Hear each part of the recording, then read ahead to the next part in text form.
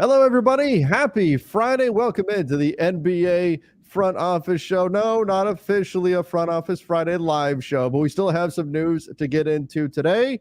I'm Trevor Lane. You can find me over on X at Trevor_Lane, joined by Keith Smith at Keith Smith NBA. Keith, here we are. Green Day's least favorite month, September 1st. How are you doing? I'm doing good, man. I get the long weekend scruff going on. I didn't shave today. I'm in the BC hat, rocking my Eagles. Open their season tomorrow against Northern Illinois, so I'm excited about that. And yeah, it's long weekend, Labor Day weekend, where somehow Damian Lillard hasn't been traded, James Harden hasn't been traded, but here we are.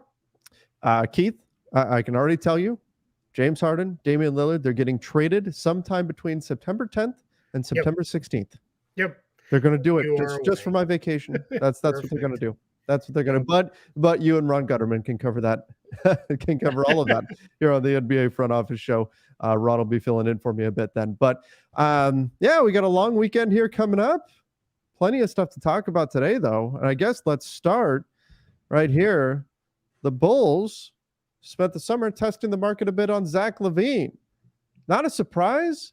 But we've talked about how problematic it might be to actually move that contract, particularly if a team is not a believer in the knees of LaVine.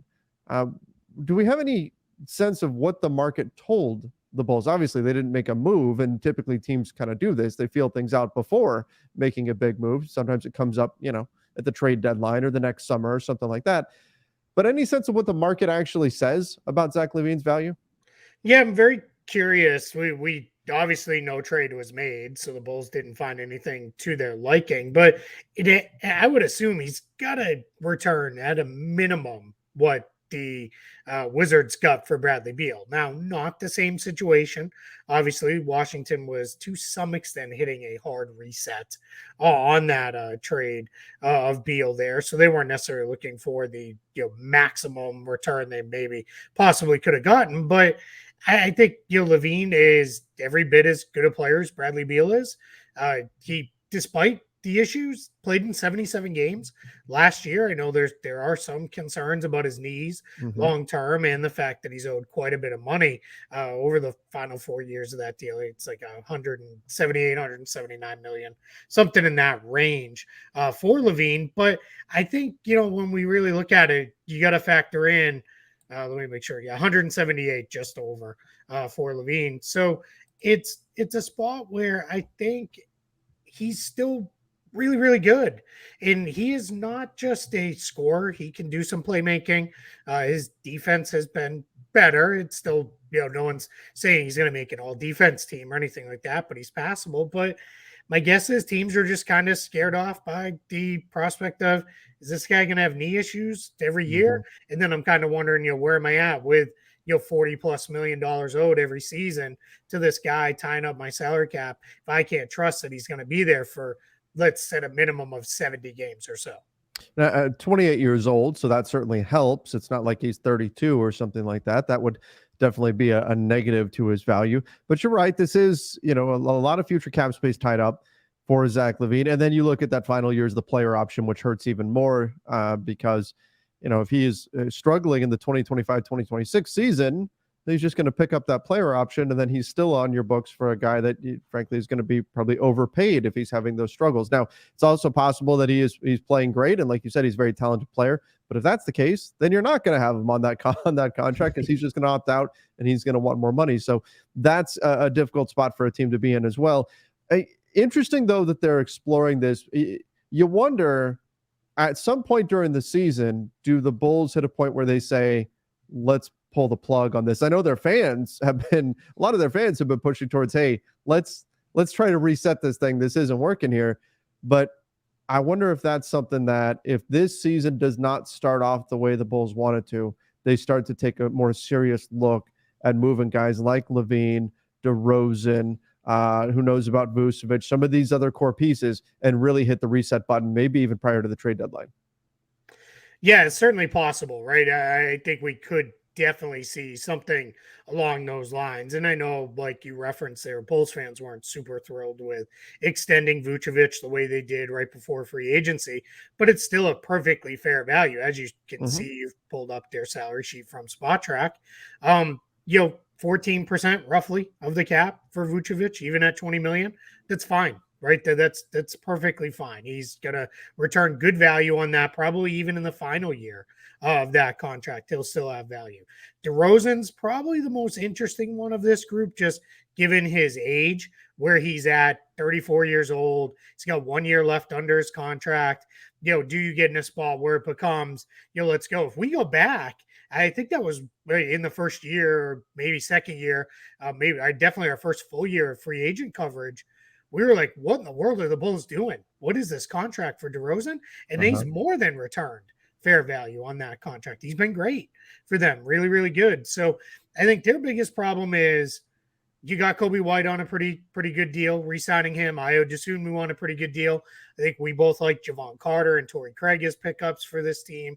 The big kind of albatross is that Lonzo Ball contract, just $20.5 million this year, $21.4 million next year. Yeah. That's just hard to work around, when you're kind of sitting there, and it really is just dead money. So maybe if everything is falling apart and this team is, they're down around 12th in the conference and really struggling, maybe they look to blow it up and start moving guys and changing things around.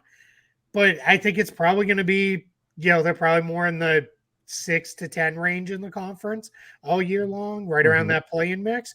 And they kind of say, hey, we're kind of where we expected to be. Let's try to ride this out and see where we go. Yeah. Yeah. It's kind of, and that's where fans get frustrated because they're in that kind of dreaded treadmill zone and not really where you ideally want to be, but can also understand why the Bulls would be a little bit hesitant to, rev up the tank. Lonzo, if a player's ability to stand up out of a chair is an indicator of NBA success, he could have a roaring comeback here. But Hall of Famer, right. But have you tried it? What he was doing? What, the one-legged stand? I have not. One leg. It's not easy. Like it's way harder than I think. At least I thought it was. Like it was not as easy as I thought it would be, because he wasn't like pushing off with his hands or anything. Yeah. So go out there and try it and see what it looks like. But it's harder than it looks. I have not done it because I don't want to feel bad about myself. So so that's why I've not tried that yet. But I did it, successfully pulled it off, and I was like, once was enough. The next time I will something or break something. I've proven it. I can do it. Everybody saw it. And now let it forever be known. Exactly. I can do it. All right, Keith, it's time that we catch our latest update on the soap opera.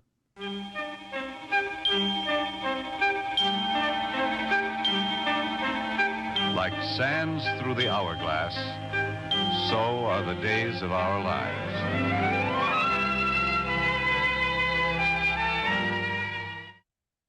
Oh, the dames of our lives. Got to catch up on our stories here. Jayson Tatum. It's perfect that we do these in the afternoon too, because this is probably when I don't even know if that one's still on. Is it? Are soap operas in general still on? There's some of them are hanging in there. Somewhere. I know for sure. Yeah, I'm going to look that up while you set up our story here. So there's a rumor that Jayson Tatum tried recruiting Damian Lillard to the Boston Celtics. Now, as far as what the Celtics would have given up to get him, that's something we could certainly get into and look at what a trade could have looked like and all that. But the report is that Damian Lillard is still focused on going to the Miami Heat and wasn't interested in going to the Celtics. But interesting, particularly if the Celtics are losing, Marcus Smart, could they use a guy like Damian Lillard? Of course, pretty much every team could use Damian Lillard in some fashion or another. He's a tremendous player, but specifically, could the Celtics have some need at point guard and Damian Lillard be an interesting target to fill that? What were your thoughts coming from the Celtics perspective? Was this just kind of a Hail Mary, hey, you got to make the call, but we knew this is not going to go? Or do you think maybe there was actually something behind this? Yeah, no, I think it's probably star player wants to play with other star players that want to trade, right? You definitely get some of that going on. To be completely transparent, it would be very, very hard for the Celtics to pull this off. It would have to be Malcolm Brogdon, Rob Williams, and then cobble together a couple more salaries plus every draft pick and swap that Mhm. they could send to Portland to get Damian Lillard. That's the best they could do, because presumably you're not trading Jayson Tatum. You're not trading Al Horford, most likely, just because of where he's at contractually and all that. You can't trade Jaylen Brown for a year. And that year, remember, because he signed later in July, that takes him out of the market this whole year, all the way through really the bulk of free agency next year. He'll have that trade restriction too. So that's another factor. And then you can't trade Kristaps Porzingis yet, I believe. They'd have to look at what his trade restrictions are. So you're in a spot where you can't really do a lot. And Porzingis, the big problem there is you can't aggregate salaries for a while with him. So would they even have a reasonable trade package to get him? Yeah, probably not. You're looking at roughly kind of what Miami's offering, right? At that point, as far as at least the Blazers are concerned. So I think your thing on this is, yeah, Tatum's probably like, hey man, throw us on the list. Like, wouldn't you like to come here and play with me and play with Jaylen Brown and Kristaps Porzingis, and Al Horford, and there's our starting five. I can argue that probably be the best starting five in the NBA. That'd be really good. And then we'll figure out Derek White and the rest of the bench and all that stuff as we go. But yeah, I mean, I don't know. I saw some people say, see, this is Tatum trying to run Jaylen Brown out of town. I don't think so, because Jaylen Brown can't be traded right now. And Damian Lillard's not, this is not going to drag into, a year from now where he's still with the Blazers and then they could make the trade. So, yeah, I'm really not sure what to make of this one fully beyond Tatum probably just wants to play with another star. Yeah. And that's kind of the way of the NBA world right now, right? Stars want to play with stars, and that's the way it goes. So not a surprise. And again, this is, to me, it's the kind of thing where you just, hey, you had to make the phone call. You had to see, is there any interest there? And if there is, maybe that opens up a door to try to make something work. Look, we weren't talking about Donovan Mitchell to the Cavs until suddenly it happened, right? There's, when time goes by in trade negotiations like this, that opens up opportunities for other teams to get into the mix. But again, if Damian Lillard doesn't want to be there, that probably takes away a lot of the incentive for the Celtics to go trade. Although he does still have years left under his contract, but it sounds like he's pretty focused on going to Miami. I wonder how much of it is, he's been in rainy Portland for so long. The sun and beaches in Miami have got to be calling. Yeah, without a doubt. And I think Damian Lillard also looks at it as, hey, this Heat team, no matter who they kind of put on the floor, they're kind of always in contention. So, let's try to, let me get in there and be a part of all that.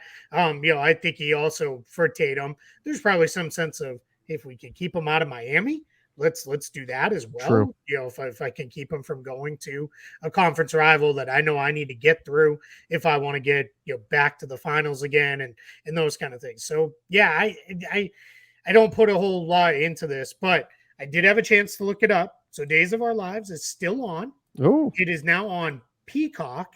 It was on NBC from 1965 to 2022. And now it is on Peacock. They've had 14,430 episodes that they've had of interest to us. Holy because moly.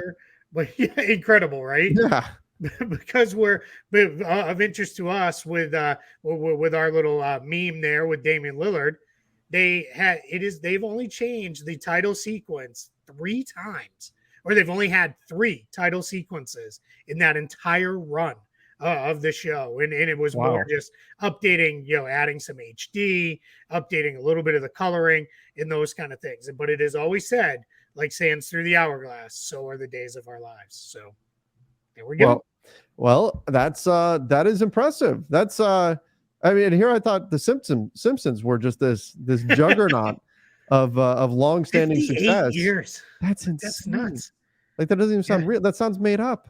Yeah, November 8th, 1965 is when it debuted. Just unbelievable. Absolutely incredible. And here we are. The Dames of Our Lives continues Dames of on. Our Lives.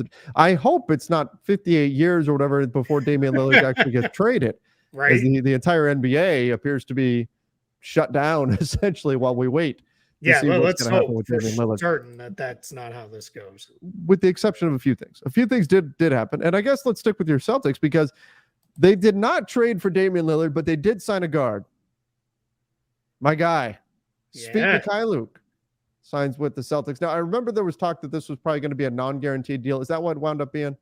Yeah, we haven't seen the details on it come through just yet. He only officially signed yesterday, but my guess is highly likely this will have maybe some form of partial guarantee on it. The Celtics were competing a little bit. He was looking at going over to Greece, I believe it was Panathinaikos, to play for them.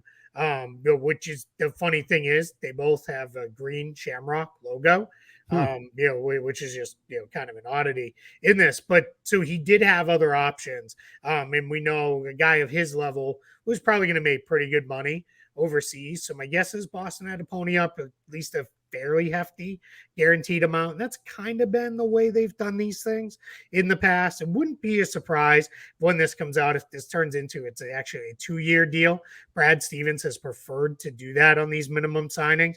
That way the team has a little bit of upside that second year. If the guy kind of pops, it makes it through. So we'll see, as the details come out. Before the Celtics, I took a little bit of flack from some around the social media world because I said I'm not really sure what he does that Sam Hauser doesn't already do for the Celtics. Yeah. And people are like, well, he's a better playmaker. He can really drive closeouts. He can do some stuff off the dribble. That's all true.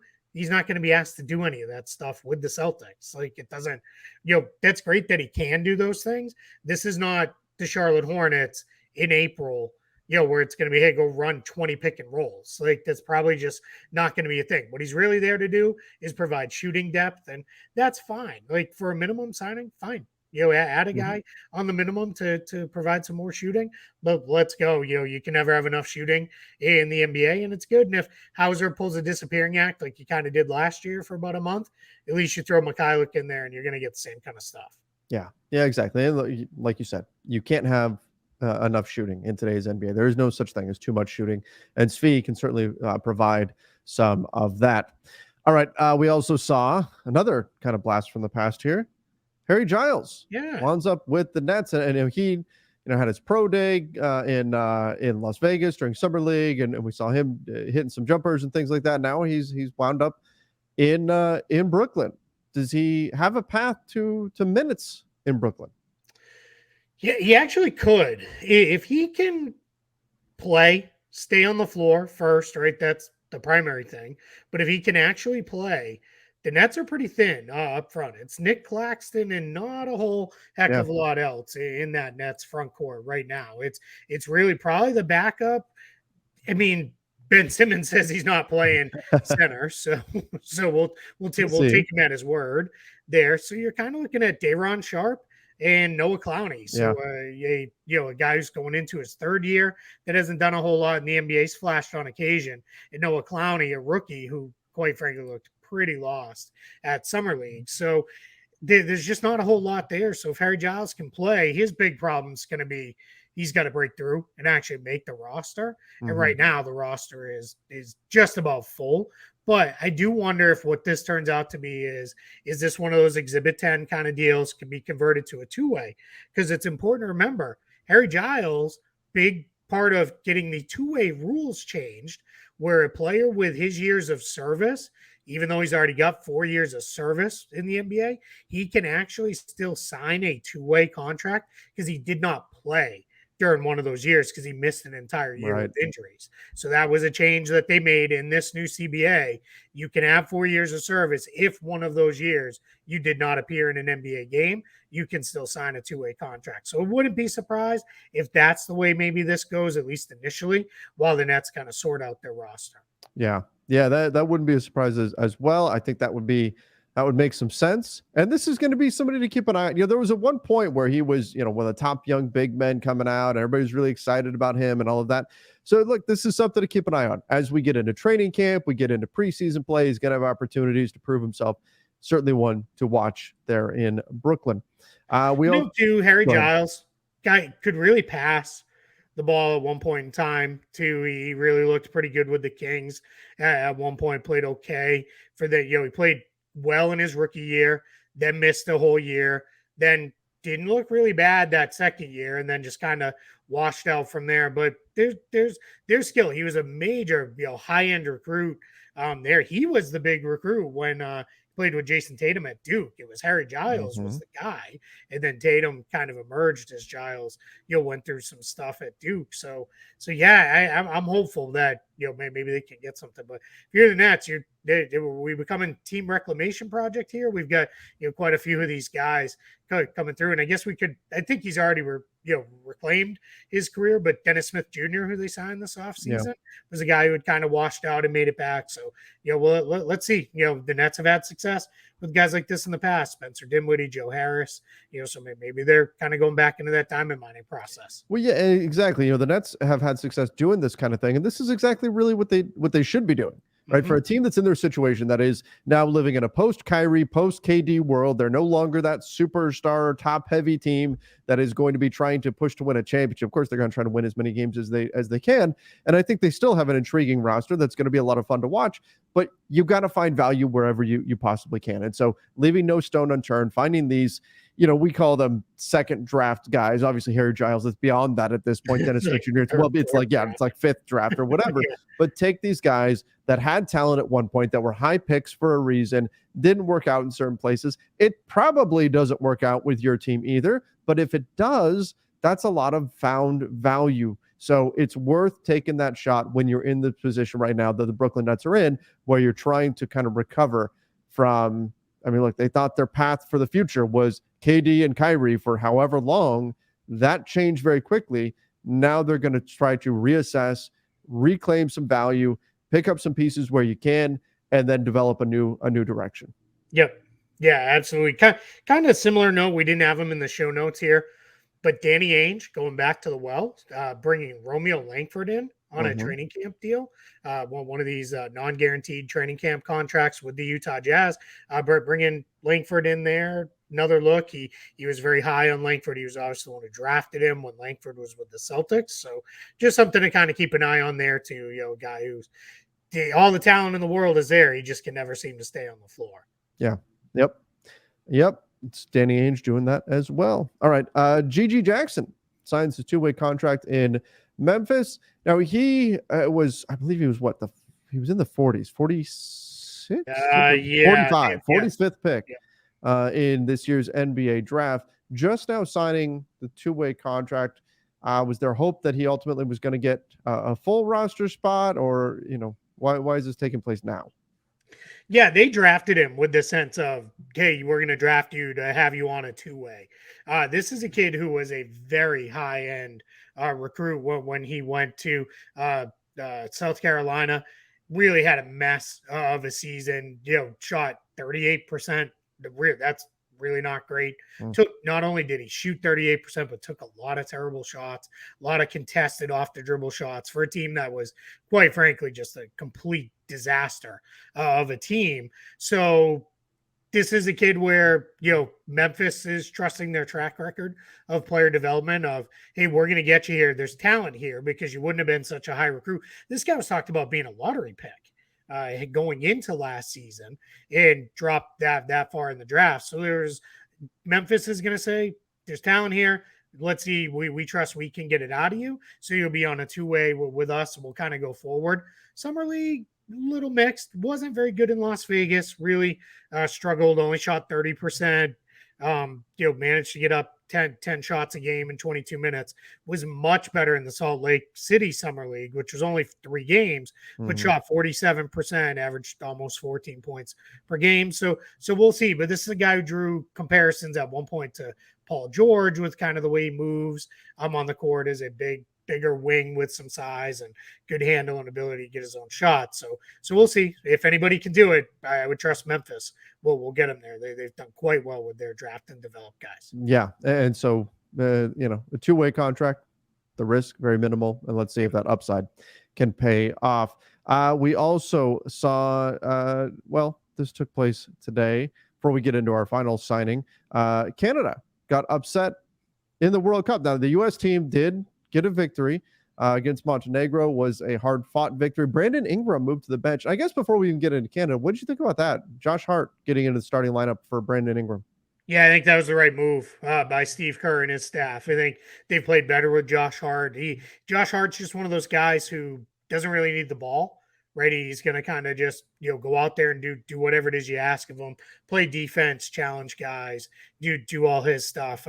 There's a quote, I think it was Eric Spoelstra who said it, where there's guys who get 50-50 balls. And he said Josh Hart goes and gets 30-70 balls, which is pretty accurate when you think about the way Josh Hart kind of plays. He gets after it that way. So I thought that change was good. Ingram has really struggled. So put him on the second unit, let him maybe kind of juice his numbers that way, get him into a spot where he can maybe kind of be a little bit more of a primary weapon there. But he struggled. He openly said he was frustrated with his role. Yeah. But in fairness, he also said, but I get it, it's Team USA. Like, this is how it's going to go. It's just very different from what he's used to. So we're going to see. But yeah, I mean, Team USA challenge. Nikola Vucevic had a big game against them today. That's their one kind of weakness, is they don't have a lot of size up front. So they're going to see Jonas Valanciunas tomorrow in a Lithuania team that plays very big and very physical. So we'll say, Sunday that is. So we'll see how that kind of comes together. But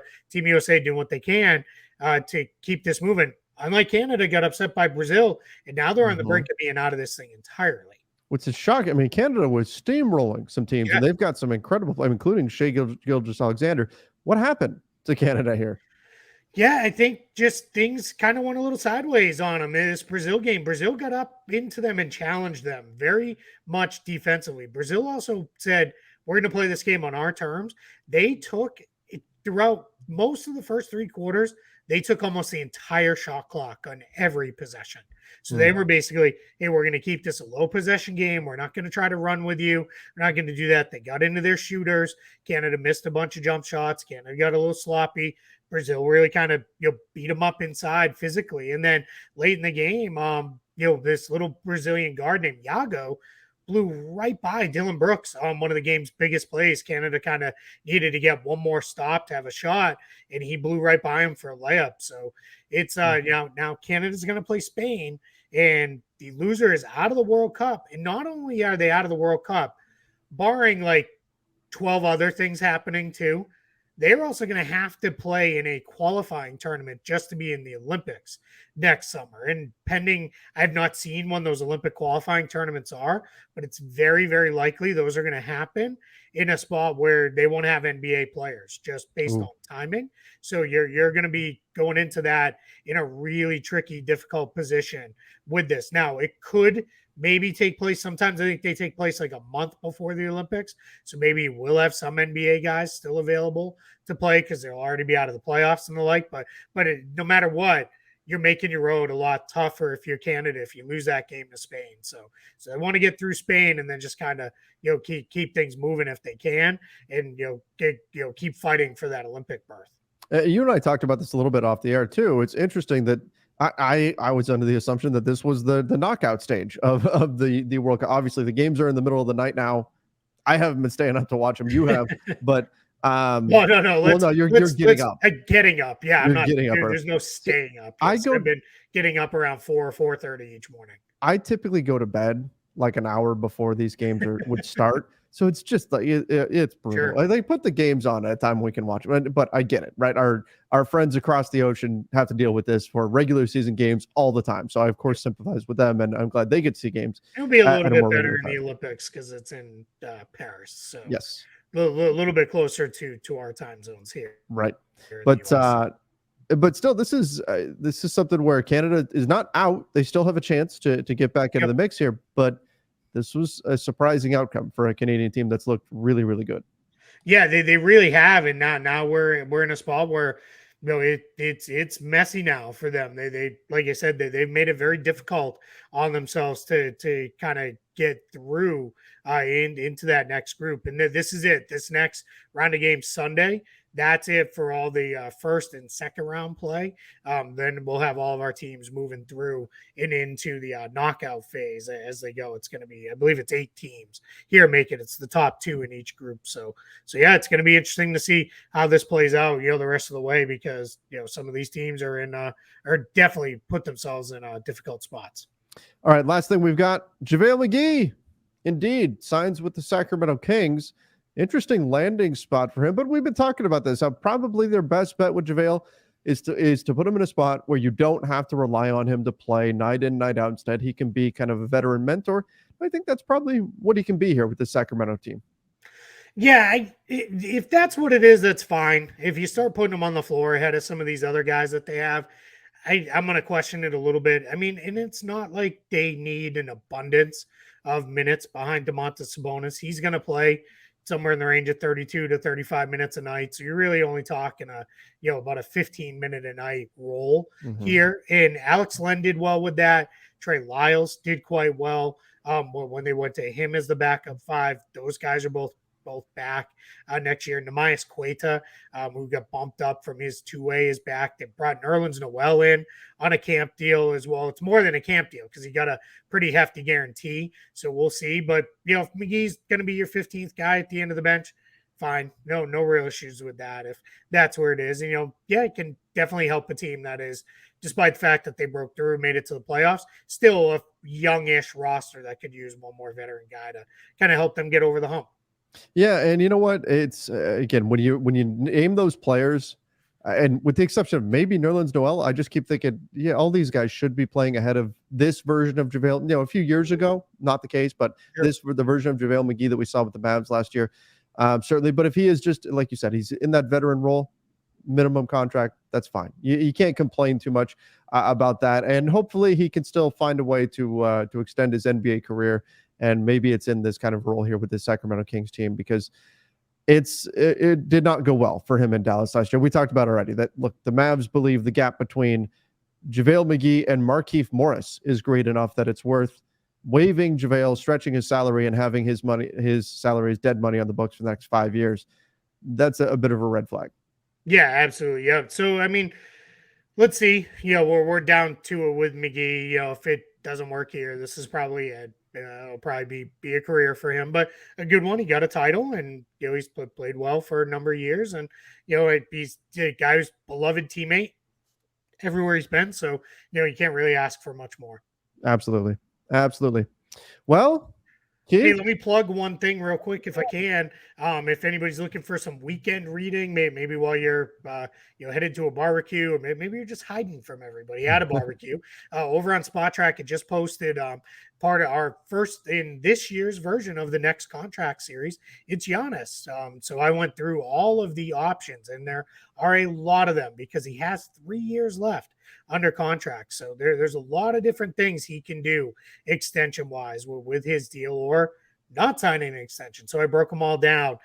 What it ultimately comes down to is Giannis is going to be, he's already a very rich man. He's going to be an even richer man because whatever contract he signs is probably going to be in excess of $250 million off of his next contract. If not, approaching well over $300 million and, salaries that are up $70 million a year at the end of the deal and those kind of things. But it's important to remember it's all still only 30%, 35% in his case of the salary cap. So, 35% is 35%. It's just where the cap's headed. That's right. So back off on the sticker shock just a little bit. Remember, that's the reason why these salaries are going up. It's because the league is making more money. That's what it all comes down to. It's a good thing for the league, good thing for the players. And this isn't a sign that players are being overpaid and coddled and, yell at clouds, all that kind of stuff that we want to do, right? Get off my lawn, grumpy old man. There it is. All right. Thank you, everybody, for joining us. Have a fantastic holiday weekend here. Make sure that you do subscribe to the NBA Front Office Show here on YouTube.